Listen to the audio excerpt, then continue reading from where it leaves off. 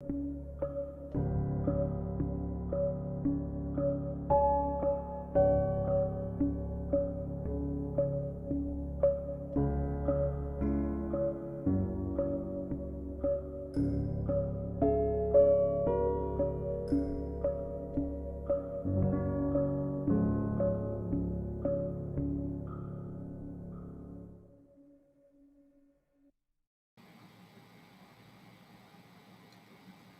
everyone, and thank you for joining in today to our ninth episode of Psychology Talk.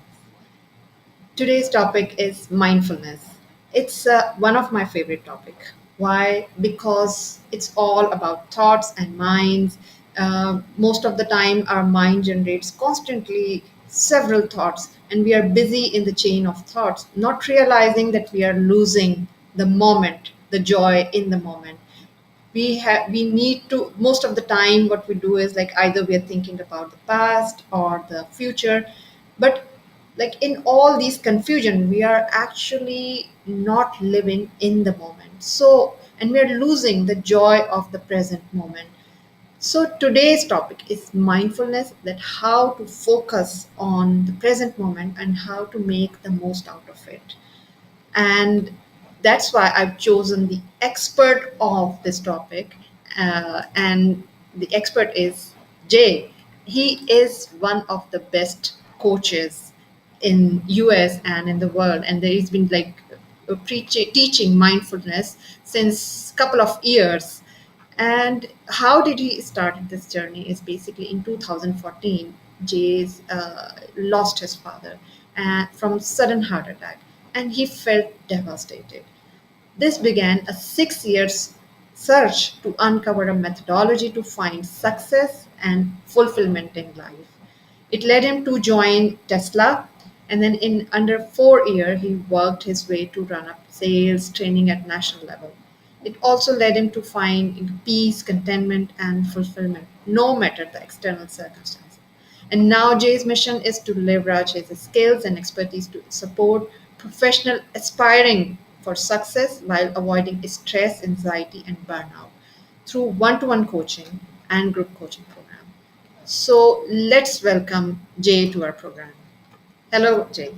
Hi, Thank you Ambreens. so much for joining today. It's an honor to have you. So how are you? And how's I'm your doing I'm doing really well. I appreciate that kind introduction. Thank you so much, and I'm grateful to be on with you. Yeah, thank you so much for joining. I mean, I've been following you since like last 1 year, and I'm a great fan of your content. Seriously, I mean, it touches the heart. It so much resonate well with my thoughts, and I really like it.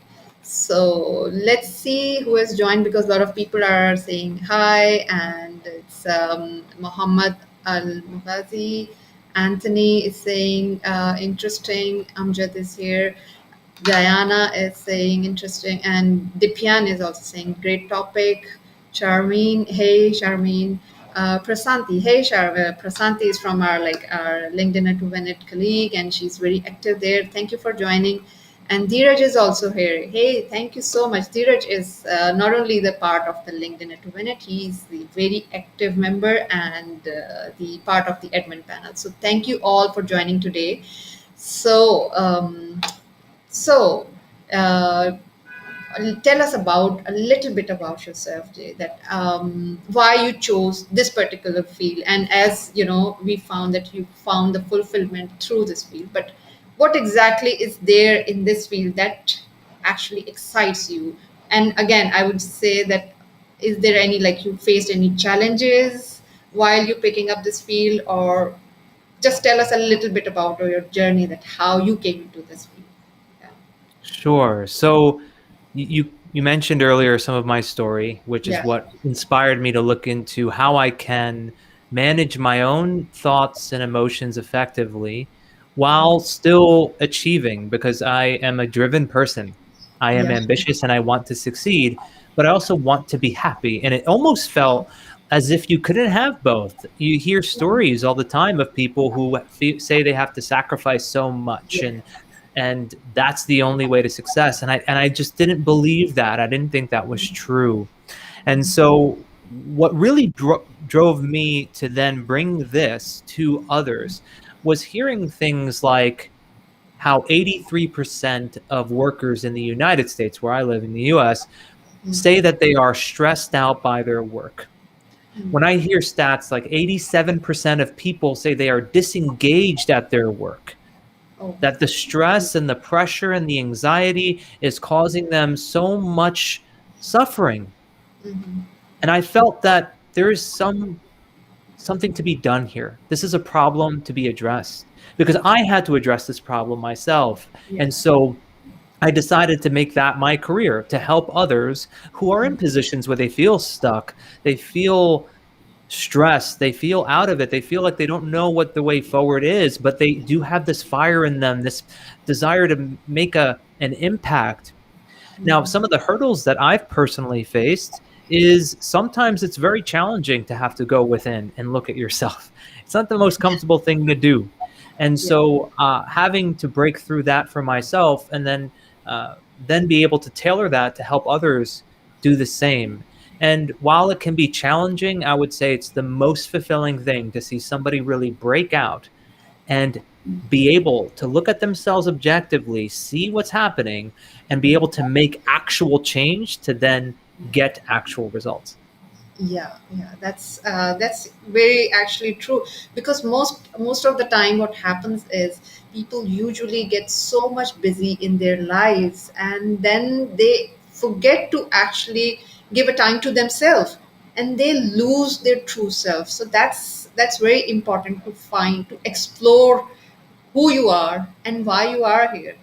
So I think we got some like great friends joining in. Noor is from UAE, and she's saying hi and greetings.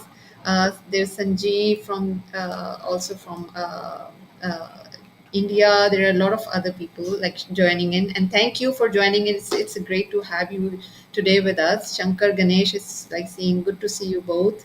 Mudleen is, I can also have a conversation. Yes, sure, you can keep your conversation with us and keep asking questions. It would be it would be great to actually answer your questions. So like whatever, whenever you feel in between you have a question, feel free. Hey Vipin, thank you for joining today. Good to see you here. He's a great friend from India as well. And Sohail is watching from UAE. So thank you all for joining. So let's move to our topic of the day. As why do you think that mindfulness is so important in our lives? What is the main role of it's mindfulness, which can actually you can connect with the happiness or peace of mind? What do you think? What is it? Yeah. Yeah. So, Ambreen, I would say our brains are developed in a way to problem solve, to be able to ensure that our needs are satisfied, and of course, relate to others, other human beings, and connect. What has happened over the last, I'd say, 20 to 30 years, but even over the last 5 to 10, is we have seen such major advancements in technology and the amount of information that floods us constantly. And this stimuli that keeps hitting us over and over and over again is making it so our minds are constantly running. Yeah. In other words, the way the brain has developed, it is not prepared.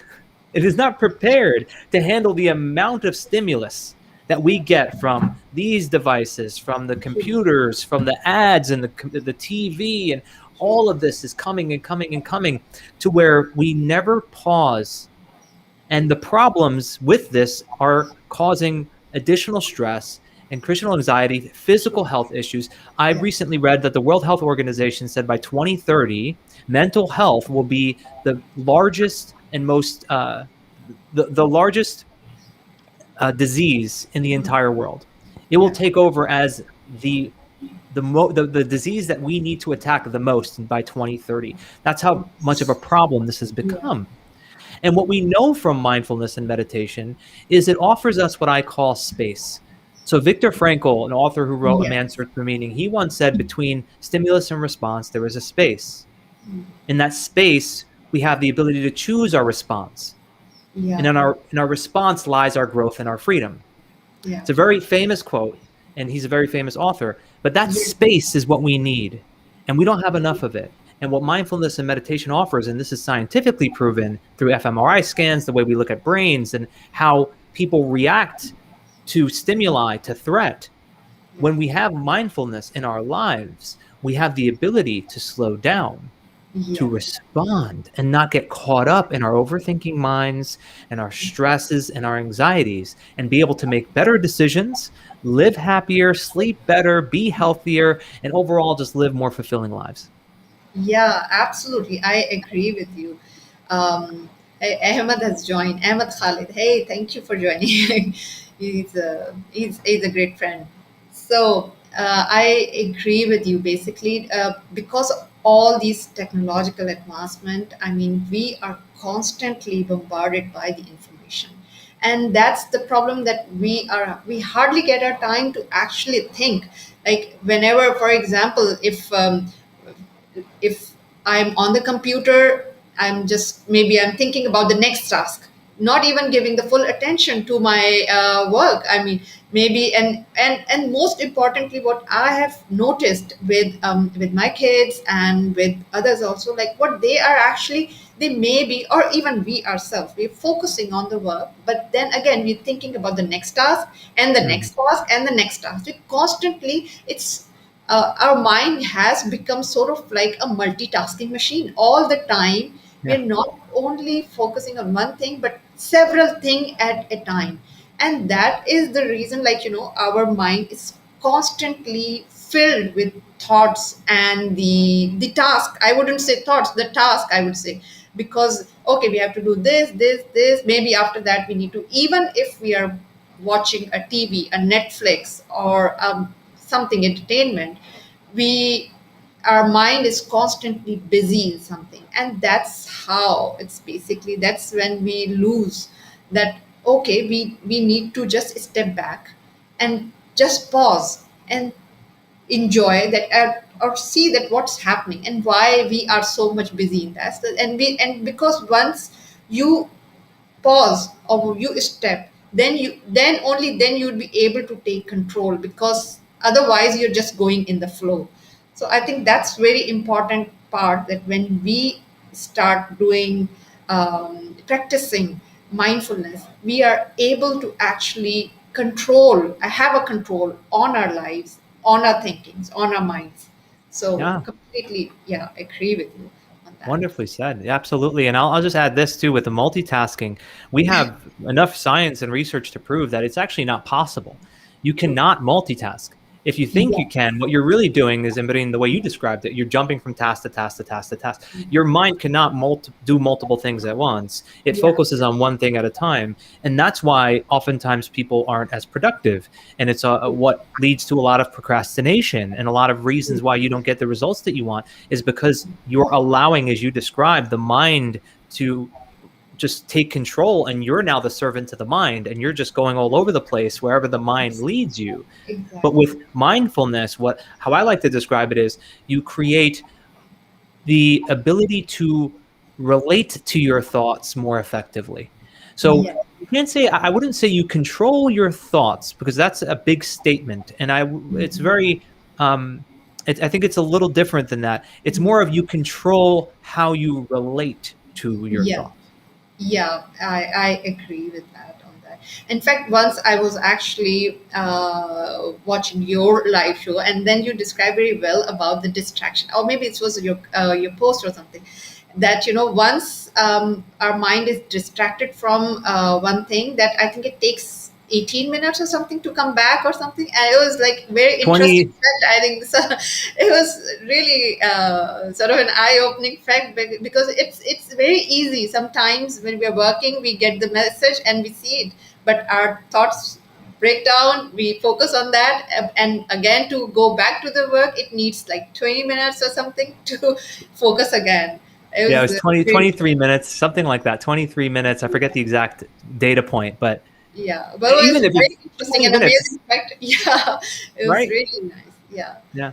So So, what practices do you recommend to inculcate these mindfulness in our life? Because we know that we have been sort of surrounded by all these information and bombardment. It's so difficult to actually disconnect. But how can we do this? Do you recommend certain practices, or how can we disconnect or disengage ourselves from these continuous bombardment of the information? Yeah, well, the first thing I would say, Ambreens, is to ensure that you are making time to take care of yourself. You're making time for self-care. Not finding time, making time. In other Yeah, words, it has yeah, to be a priority. It's not something that you're going to try to do in your spare time, yeah. because then it won't happen. Now, what does that consist of? Well, I find that it really does matter what works for you. Yeah. Meditation is, of course, one incredibly effective practice when done the right way, will help you to be here and now. The practice of meditation isn't that complicated. I saw a great note from someone earlier. I'm not sure where it was, but it said mindfulness is not difficult. And I agree. It's not, it's simple, but it's not always easy. Those are two different words, right? Something is simple, it's simple, it's not overly complicated. But Yeah, sometimes it's not always easy, because when you're so caught up into your distracted mind, it feels hard to do, right? yeah, But the simple practice of sitting and being present, noticing what's happening here and now, yeah, objectively, without judgment, without trying to change anything, without grabbing on to your thoughts about the past and the future, yeah, and simply being here. And through meditation, of course, you do that. And you do that, oftentimes people do it through one of the senses, or anchors is what we call them, one being the breath. So yeah, breath work is an extremely effective practice as well, to be able to observe your breathing. Every morning, waking up a little earlier to be able to sit and observe your breathing. When your yeah, mind gets distracted, bring it back, observe your breathing. This could also be done by sitting outside, though, Ambreen, and just listening to nature. yeah, Just listen to it. yeah, Just listen to the sounds of the birds. Listen to the sounds of people speaking. Listen to the wind blowing, and just be there and listen, and yes, nothing else. Of course, I'm throwing a bunch of different things at you, different types of practices. You have to find what works for you. But even if you want to bring it into something that's more in the space of religion or spirituality, of course you yeah, can. During prayer, ultimately, yeah, that is what people are doing. yes, Prayer is a form of meditation when done in this way. Uh, Going out for a simple walk, but when you go out for the walk, not have your phone on you, yes. and That's very important. right, No and phone. just right. No, Yeah, even the smartwatches, and I have one too, right? yeah, Putting that on do not disturb, and just go for the walk, but pay attention to everything. Pay yeah, attention to every step. Pay attention to everything that you're seeing. These are the practices that are rewiring your brain to be here and now, and to not, or I should say, to even have uh, changes in the brain over time, which is what the science proves, to where you can further the gray area in the brain, or expand gray areas of the brain that will help you to deal with difficult situations, and reduce the gray areas of the brain that will leave you in states of threat and fight or flight. yeah, These are the type of benefits these practices are for you. yeah, So I know I labeled a number, I gave a bunch of different options, but ultimately, if I were to make it simple, every day in your routines, be sure that you are giving time. It might sound like to do nothing, but you're doing something. You're doing yeah, something very important, and yeah. that is to be here, to be present, and to observe here and now. Yes, yes. I mean, this is very important, and I think Leia, the Sarika is also here, and she's saying hi, and she said that mind needs healthy environment and positive affirmation, and yeah, we got like brilliant comments from it. Like somebody saying that he said, I think they're doing the volunteer work or something.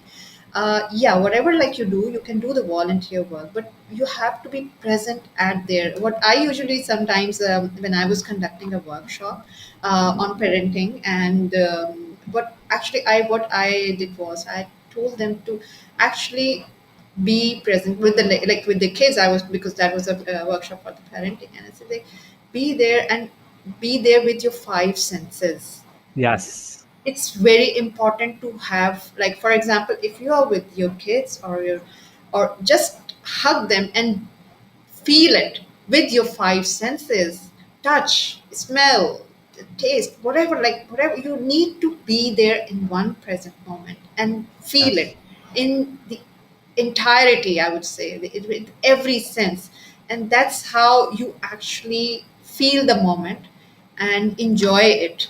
That's how, even if you're eating, like for example, if you're eating a food, just be there and focus on the food, the taste, the smell.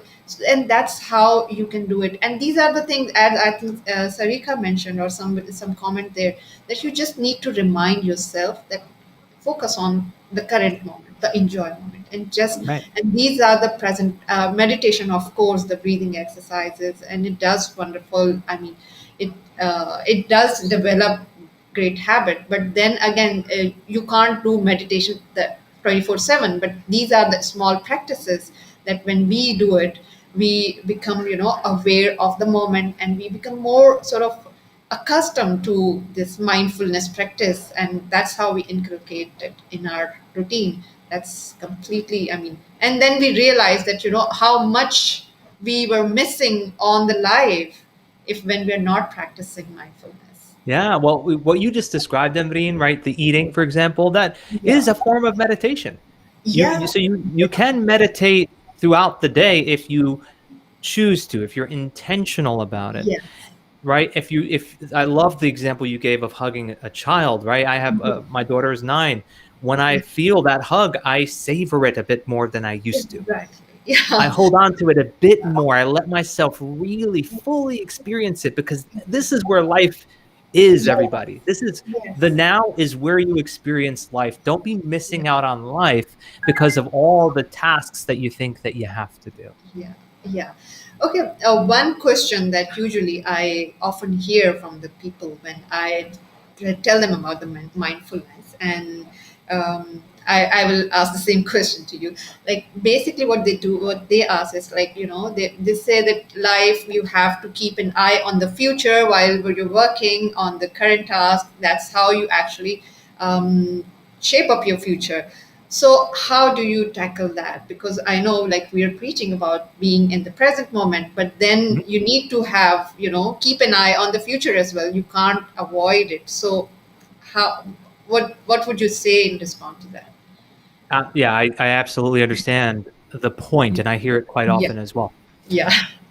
So there is absolutely nothing wrong with Yeah. working towards a better future. Of course, we should all be doing that.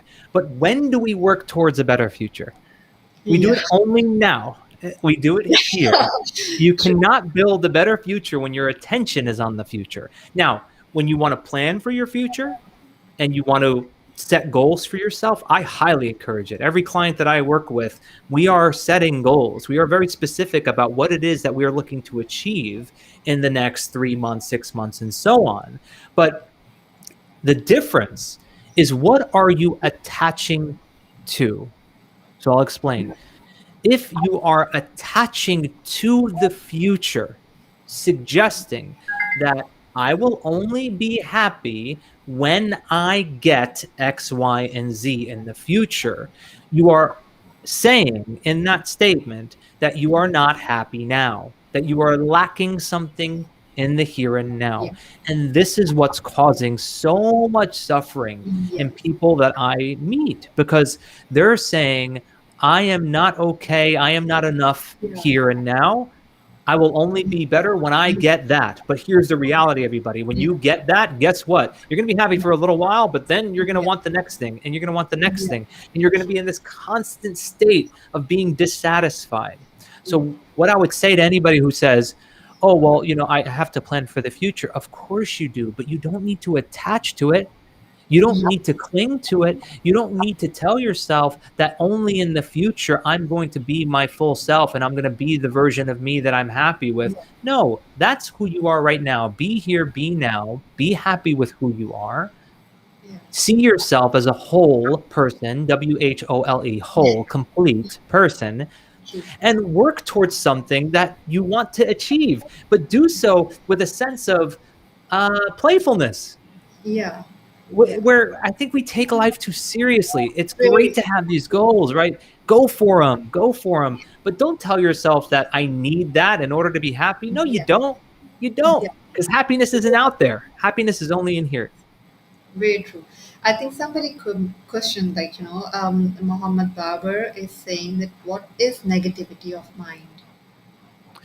Yeah, I would, Muhammad. I would need to explore a bit more of what you mean by the question. But if I understand what is negativity of the mind, if I were to answer that from without more context, I would say the mind is actually programmed to focus on the negative, and it's just the Yes. way it is.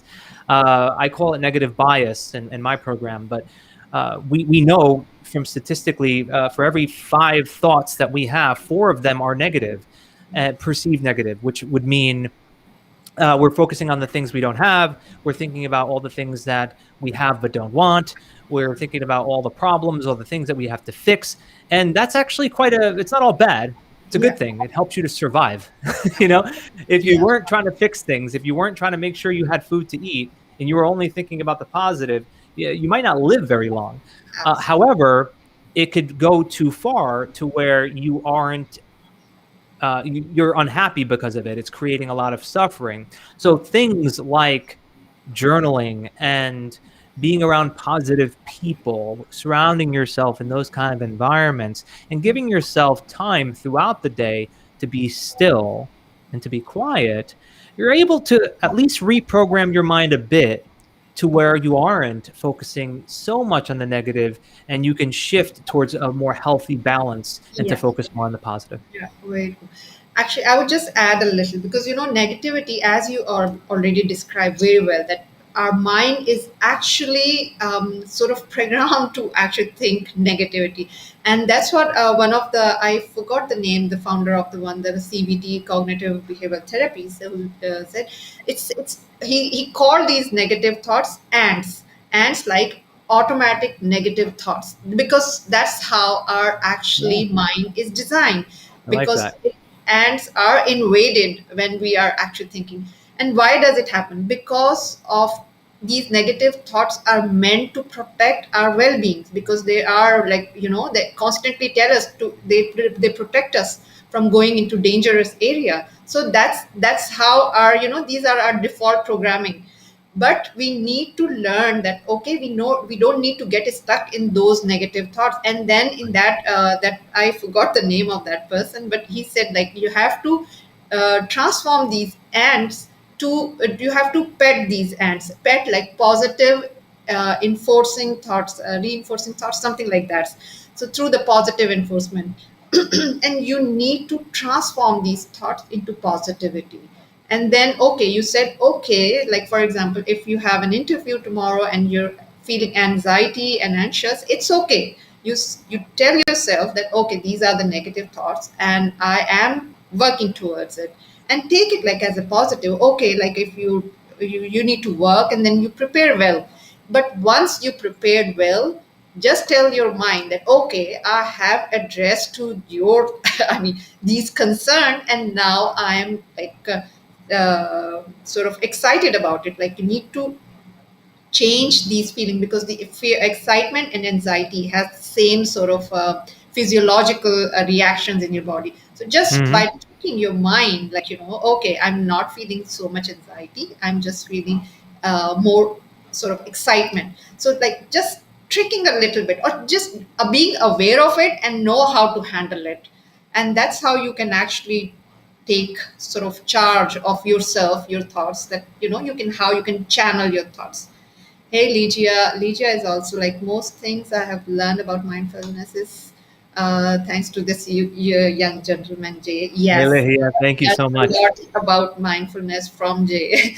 And that's the reason why I chose him for this topic because I know like you are the expert on this topic. Yeah. Thank you. So we are actually reaching towards the end of the show, and I've learned a lot from you also on this during this show. And let's see that if anyone has question. I think Siraj is what about the person who always feel stress and get upset on a small things? So Yeah, Siraj, I totally understand what you mean. I would say the idea here, Siraj, isn't to try and go and fix it. If you try to fix it, you're creating only more resistance to yes. try to fix the stress and not get upset. I don't want to get upset. I don't want to get upset, right? Yeah. But instead, I would encourage you to think of it like this, Siraj. If you go outside and it's raining outside, rather than screaming out, I don't want it to rain anymore. I want the sun to come out. Instead, just accept that the rain is there. Yeah. Someone said it before, acceptance can do wonders. Ravneet, you wrote that. And I agree. Yeah. You have to first look at it, Yeah. recognize that it's there, observe it as if you're observing somebody else, as if Yes. you're examining another person, but not doing so where you want to analyze and fix, but just out of interest, observe it that it's there and allow it to be there. Accept that it's there. Don't try to push it away. Be with it. And the more you can do that, and it's not going to feel comfortable, I know, I promise you, it will not feel comfortable. But if you can sit there and be with it, the more and more you do that, the less of an attachment it has. Because right now it might be like this, where here's you and here's the stress, and you feel like you can't get away from it. But if you continue this kind of practice, it will start to create what I called earlier that space. Yeah. And then you can choose how you relate to the stress. Yeah. Yeah. Very, very true. This is like you just need to be aware of it first of all, and then create a distance and create a space. Right. Right. Yeah. So we are almost at the end. So what one advice would you give to our audience today, that how they can actually incorporate mindfulness in daily lives, or what should they be doing every day, or how to they can get away from the stress or something like whatever, just the one. I know like the discussion was about the mindfulness or something, but just one advice I would say, that what would you give to our audience today? The advice I would give to everybody here is to be kind to yourself. Yes. That might sound fluffy. It might sound a little woo woo, but here's the reality. There isn't a person who is here that hasn't been critical of themselves and haven't judged themselves. And I know that because I've worked with thousands of people, and everybody from the person who just started the professional careers to people who are CEOs have a voice in their head that yells at them, that tells them that they're no good, that tells them that they're not enough. We all have it. So if I were to give you one piece of advice, it would be to treat yourself like how you would treat your best friend, to not beat yourself up so much. Have a Yes. standard of how you want to achieve in this life. Have Yes. that standard, set that bar, but then to be kind and to be gentle, and also again to be playful with yourself. Yes. I mean, that's a wonderful advice. And I've noticed, I've seen, even I have suffered myself that, you know, our harsh critique is the most deadliest person inside us. And that ruins, I mean, we have seen people who have reached to the peak of their career, and then at the end what they do, because of that harsh voice inside, they take their even lives, because you know they can't stand their own self, and that is the Right. only reason. Like you can take any misery if it's coming from outside, but if it's coming from inside, I think that nobody can handle it. So if you're strong from inside, only then you can actually have the courage to face any adversity, any challenge in life. So I think that's the wonderful advice. Yeah, Yeah. and Lydia is saying that like definitely self compassion is essential. And Mir Masoom is saying that what about the stress on work? How could I manage? So Yeah, well, I would say much of what we discussed here would apply, even to yeah. things that are with work. Now, here's the thing, Mira, I would say this. Stress can be good and bad. There's healthy stress and unhealthy stress. A Yeah. healthy stress is when you feel a little bit of that pressure to achieve. And it's kind of, as Ambreen said wonderfully before, it's that excitement that comes from the same physiology of it as anxiety, and there's some good and healthy stress. But what I think you're referring to is unhealthy stress. And with unhealthy stress, how to go about it is to first, again, be aware of it, notice that it's there, and you have to take true inventory. If the stress is something that is an environment where it feels as though bullets are always flying at you and you are constantly having to work through the stress, you may want to question whether this is the place to work for you. Really, I mean, you have to look at this. You can't, you could do so much. I tell my clients, you can only do so much to manage your stress at work. So everything we mentioned here, and of course, you could always reach out to me if you want to learn more, but these type of techniques are going to help to manage stress to a certain level. But if every day you're walking into that toxic kind of environment where it's overly stressful, Yeah. you may want to consider how you can make a transition to be happier, to be healthier, and to avoid that kind of environment. Yeah, great advice. So, anyways, so thanks a lot for joining everyone, and whoever is feeling that they need to have more sort of they need to have more advice, then feel free to reach out to me or to Jay. Jay is an expert on this topic, and I'm sure that if you just inbox him or if you want to avail his programs, you will be benefited extremely, I mean, immensely. So feel free to reach out to him and to me anytime you want. And thank you, everyone, for joining. And have a great day. And bye bye. Thanks, everybody.